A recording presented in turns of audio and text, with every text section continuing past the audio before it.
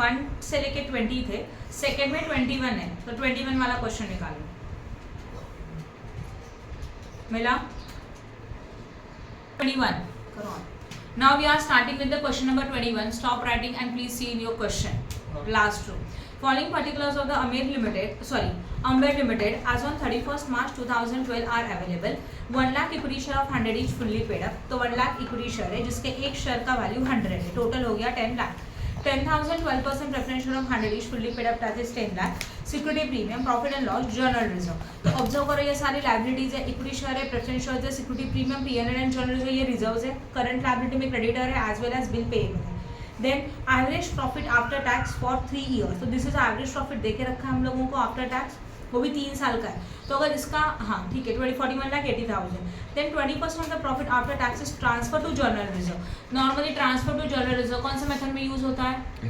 Yield method में, याद आ रहा है ना, यील्ड मेथड में हम लोग यूज करेंगे। देन फिक्टिटियस एसेट्स अवेलेबल है, फिक्टिटियस एसेट्स में हमारे पास फिक्टिटियस एसेट्स अमाउंट 80,000 है and normal rate of return, amount थोड़ा प्रिंटिंग मिस्टेक हो चुका है, फिक्टिटियस एसेट्स 80,000 है and normal rate of return 10% है। Considering the above information compute the value of equity shares. मैं एक्सप्लेन करूंगी, नॉर्मल समय आप कर सकते, बराबर ना। प्लीज आज का लेक्चर अगर नहीं समझ रहा है इसका मतलब आपका बेसिक स्ट्रॉन्ग नहीं है, तो घर पे जाके पहले 2 वीडियोस देख लेना। वो 2 वीडियोस में आज मैं जो सम लूंगी अगर सिमिलर है मतलब उससे सिमिलर है, एकदम सिमिलर, कुछ अलग नहीं रहेगा, बराबर ना।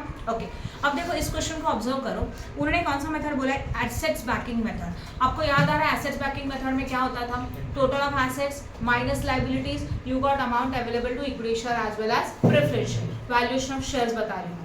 फिर उसमें से हम लोग माइनस करते थे preference share capital and then you got equity share capital. फिर इसको हम लोगों ने डिवाइड किया नंबर ऑफ शेयर से and you got which value? Assets, intrinsic value, बराबर ना। तो ये हमारा एसेट्स बैकिंग मेथड होता है जहाँ पे एसेट्स के टोटल में से लाइबिलिटी माइनस करते हैं, उसमें से प्रेफरेंस शेयर्स माइनस करते हो और प्रेफरेंस शेयर माइनस करने के बाद जो वैल्यू आएगा उसको divided by number of share. अभी अगर ऑब्जर्व करेंगे इस क्वेश्चन में एसेट्स है क्या? नहीं है, but in this question liabilities are given, तो this is your liability approach. तो लाइबिलिटी में क्या क्या ऐड करेंगे? कैपिटल मतलब share capital, equity share capital plus preference share capital plus all your reserves. तो इक्विटी शेयर कैपिटल में equity share capital आएगा, प्रेफरेंस शेयर्स में प्रेफरेंस शेयर कैपिटल आएगा 10 लाख का, इक्विटी शेयर 1 करोड़ का, रिजर्व्स में सिक्योरिटी प्रीमियम है, प्रॉफिट एंड लॉस अकाउंट है, एज वेल एज क्या है? जनरल रिजर्व्स है। इनका सबका हम लोग करेंगे एडिशंस, राइट है। इसमें से माइनस किया जाएगा व्हाट? फिक्टिटियस एसेट्स, और फिक्टिटियस एसेट्स का अमाउंट है 80,000, ये समझ में आया? इसको बोला जाएगा net assets, this is also known as amount available to equity and preference shares, right है। इसमें से हम लोग क्या माइनस करेंगे? Preference share capital.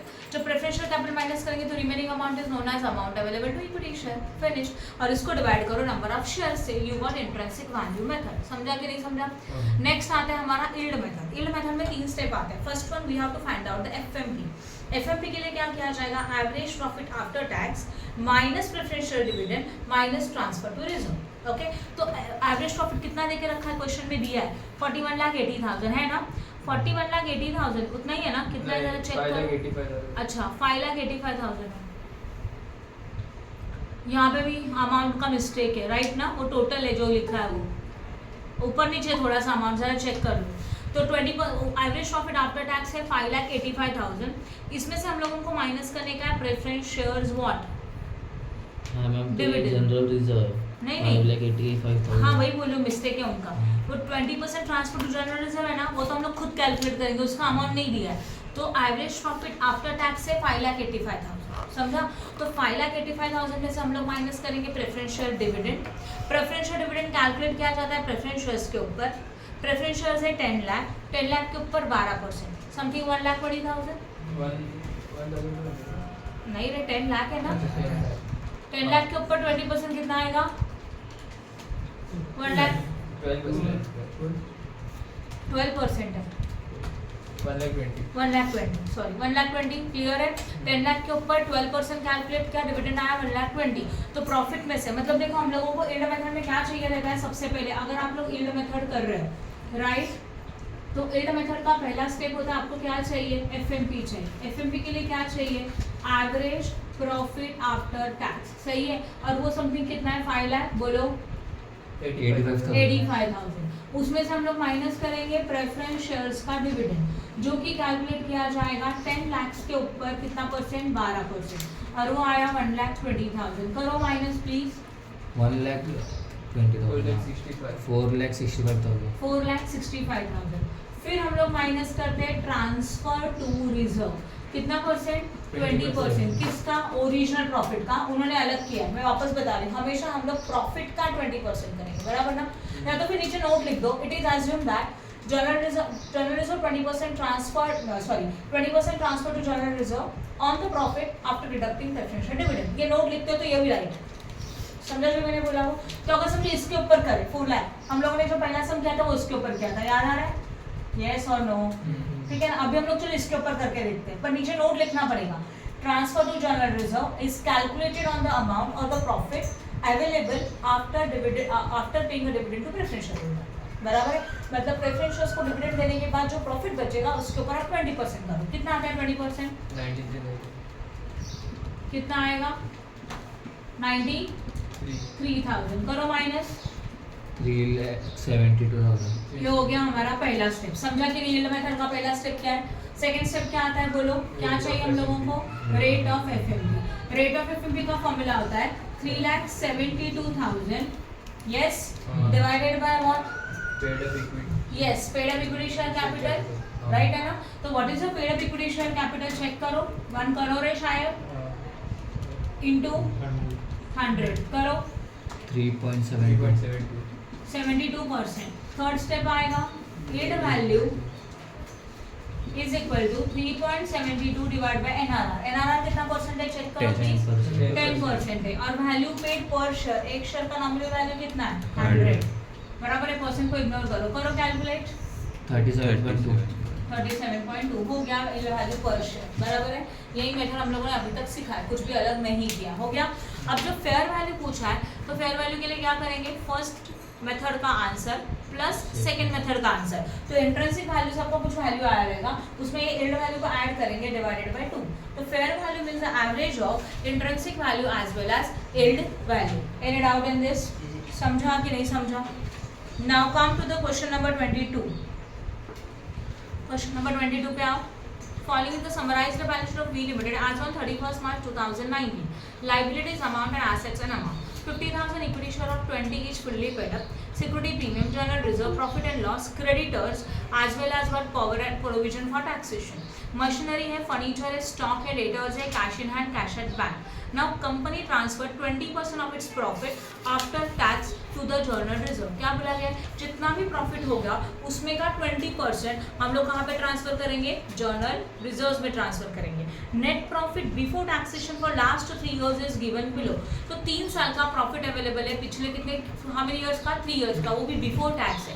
तो अगर ये बिफोर टैक्स है तो इसको आफ्टर टैक्स करना पड़ेगा, बट सबसे पहले हम लोग निकालेंगे एवरेज प्रॉफिट। देन मशीनरी का वैल्यू कितना देके रखा है, 6,37,200, this is a new value. Then average yield of the type of business is 20%. So 20% is the NRR. Tax rate 50%. Simple average method बोला है, calculate the value of shares by intrinsic value, by yield value and by fair value. Intrinsic value में क्या करेंगे, assets का total, losses को छोड़ के, revise value दिया रहेगा तो रिवाइज वैल्यू, उसमें से minus all your outsider liability. Outsider liability में आएगा creditor as well as provision for taxation, yes और नो। वो माइनस करके जो वैल्यू मिलेगा that is known as amount available to equity as well as preference. I think इस question में preferences नहीं है, तो क्या मिलेगा, amount available to equity. Then clear, इसको divide by number of share. हो गया फर्स्ट मेथड। ऑनलाइन स्टूडेंट समझ रहा है इंट्रिंसिक वैल्यू मेथड क्या किया वो। सेकेंड मेथड आता है यील्ड मेथड, बराबर है। अब यील्ड मेथड में क्या आएगा, देखो यील्ड मेथड में हम लोग क्या करेंगे, फर्स्ट स्टेप यही, हम लोगों को चाहिए एवरेज प्रॉफिट, पर इस क्वेश्चन में आपको एवरेज प्रॉफिट नहीं दिया है। In this question they are given profit before tax, वो भी कितने ईयर का, 3 ईयर का। तो आप लोगों को पहले एवरेज प्रॉफिट निकालना पड़ेगा, हाँ या ना।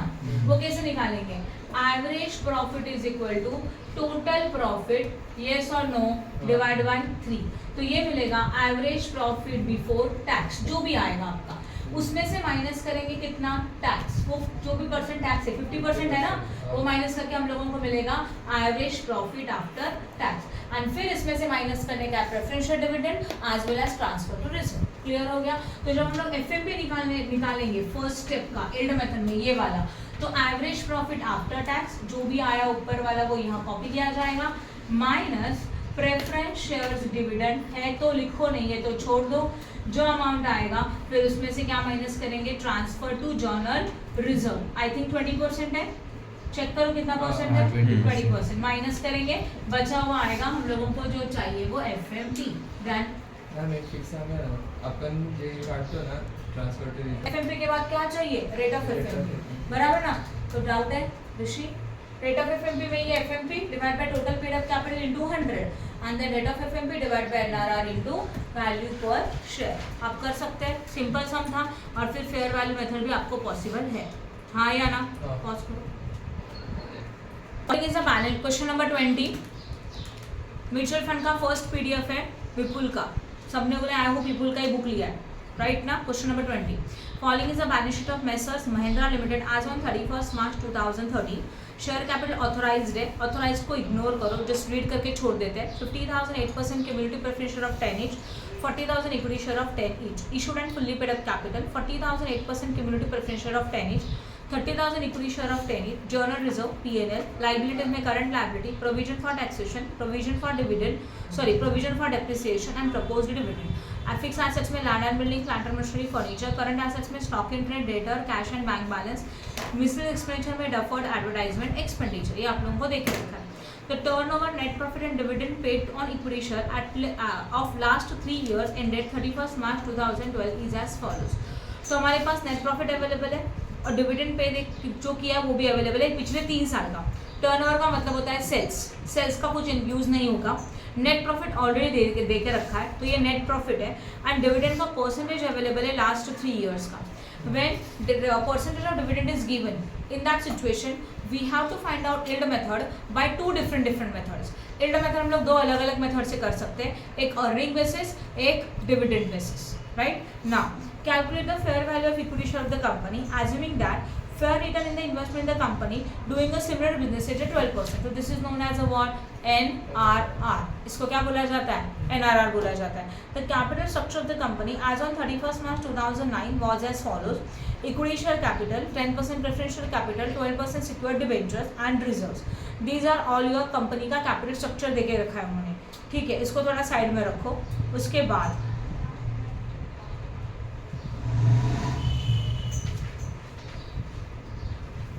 companies on average profit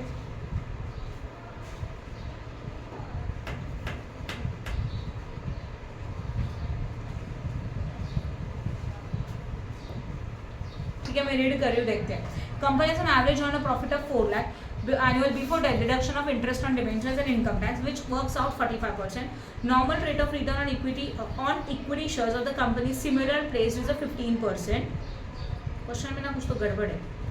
The profit after tax converted into fixed assets and fixed dividend in the last 4 years. Equity share and reserves are 150% of the debenture and preference shares.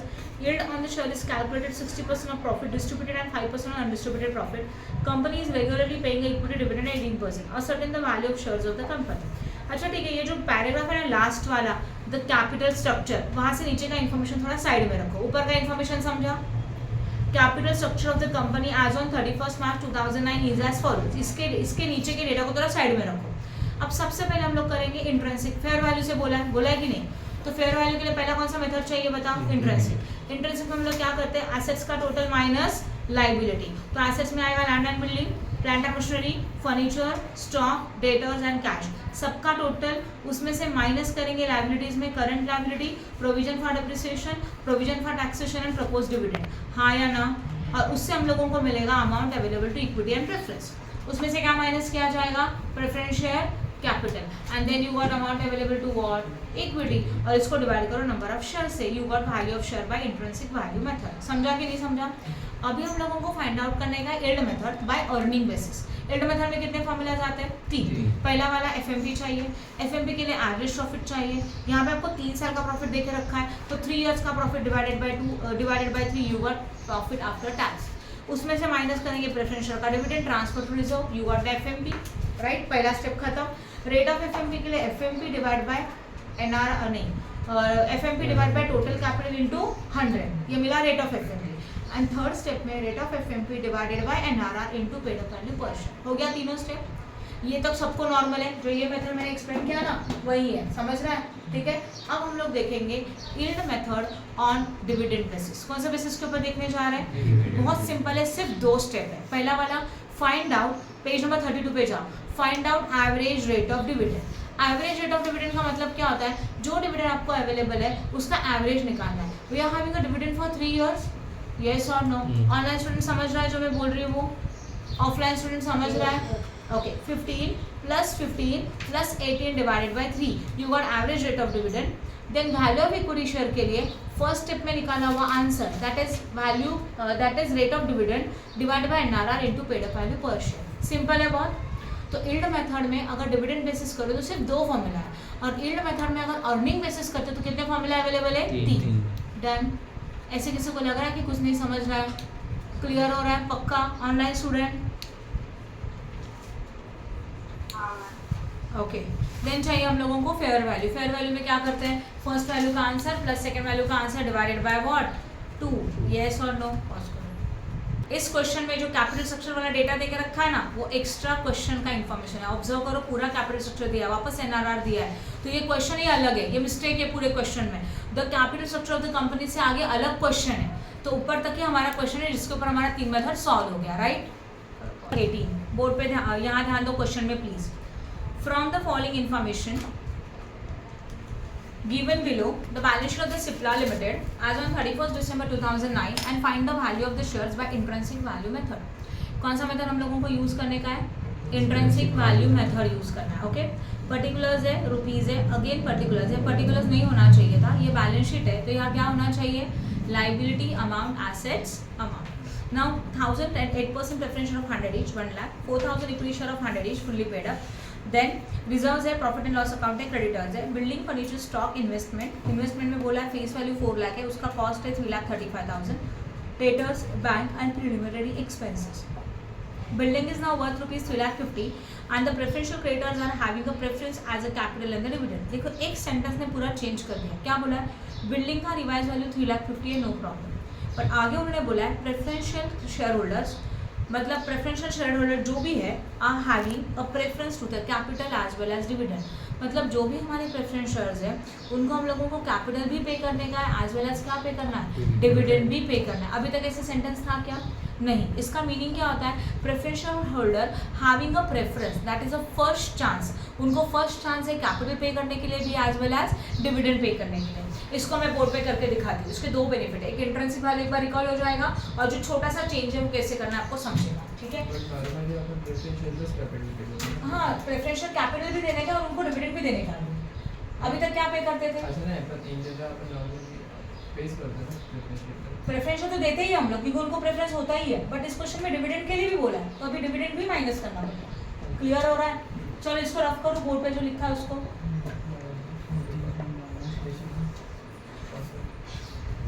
Now we are starting with the intrinsic value method. Intrinsic value method में सबसे पहले क्या होता है? ध्यान दो board पे। Calculation of net assets. Net assets का मतलब होता है assets minus liability, राइट है? Particulars और यहाँ पे आएगा कॉलम, पहला वाला क्या रहेगा? Particulars, amount as well as what? Amount. चलो बताओ फटाफट एसेट्स में जाओ। एसेट्स में क्या क्या है? रिवाइज वैल्यू दिया रहेगा तो ओनली बिल्डिंग का रिवाइज वैल्यू है, बाकी सबका बुक वैल्यू आएगा। बताओ बिल्डिंग के लिए कितना आने वाला है? 3,50,000। Yes, building 3,50,000। Next one furniture 3,000। Furniture कितना? 3,000। नेक्स्ट वन स्टॉक हाँ 4,50,000। Next investment at cost investment है 3,35,000। 3,35,000। डेटर्स हाँ 2,80,000। Next bank 60,000। बैंक 60,000। नेक्स्ट हो गया। करो इनका total 14,78,000।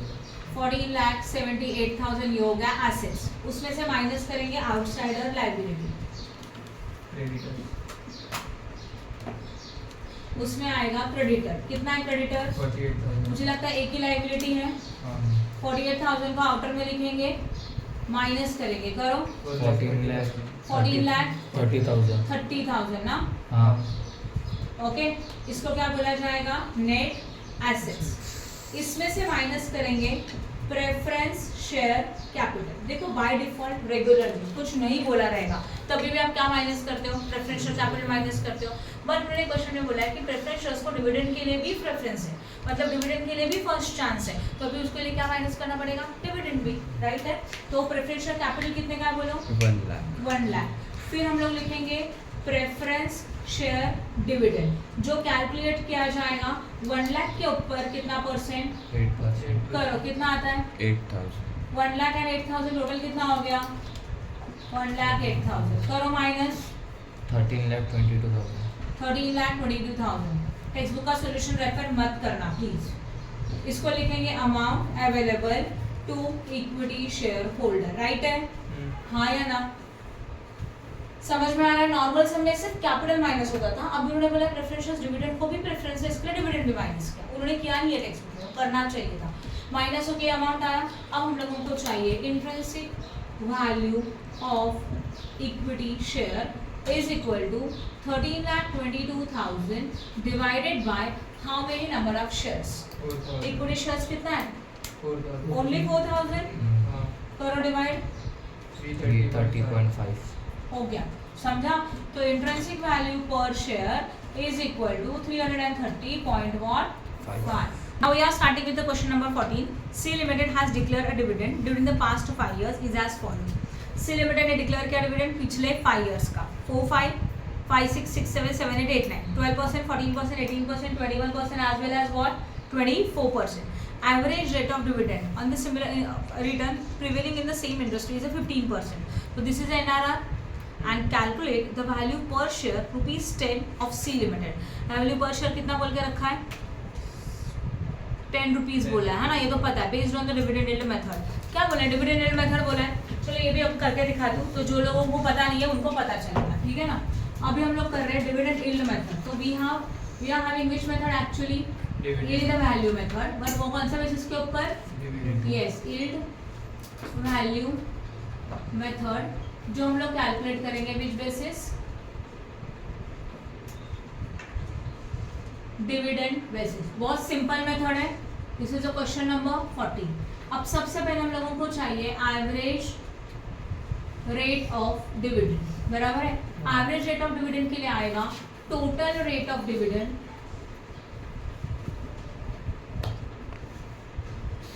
Divided by number of years. चलो फर्स्ट ईयर का डिविडेंड का रेट कितना था, 12% था, है ना।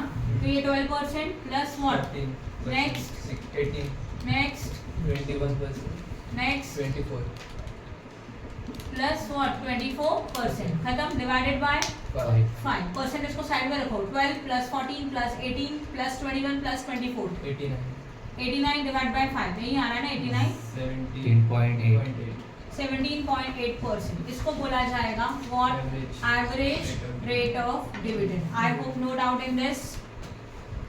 उसमें आता है 17.8%, राइट। अब हम लोगों को चाहिए यील्ड वैल्यू, तो सेकंड स्टेप आएगा yield value of per equity share is equal to, अभी हम लोगों को यील्ड वैल्यू चाहिए।